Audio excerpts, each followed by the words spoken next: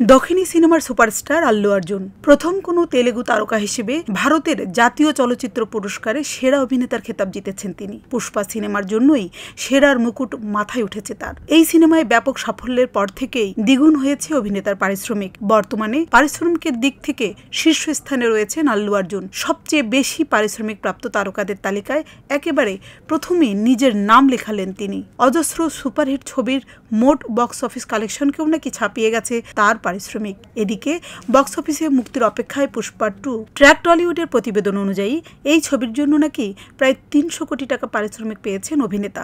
তার এই পারিশ্রমিকের অঙ্ক একাধিক সিনেমার মোট আয় বহু তারকার বেতনের থেকেও অনেক বেশি।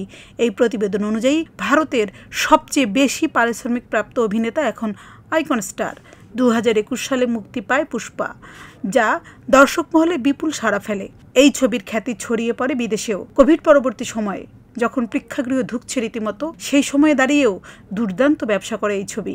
সেই থেকেই পুষ্পা 2 মুক্তির অপেক্ষায় ভক্ত, অনুরাগী থেকে শুরু করে সিনেমা প্রেমীরাও। আল্লু অর্জুনের আগে বিজয় থালাপাতি ছিলেন এই তালিকার শীর্ষে। একাধিক মিডিয়া রিপোর্ট অনুযায়ী থালাপাতি তার গড ছবির জন্য 200 কোটি টাকা পারিশ্রমিক দাবি করেছিলেন।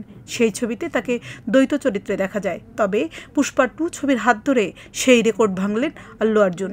সাজেদা হক, ভোরের আকাশ।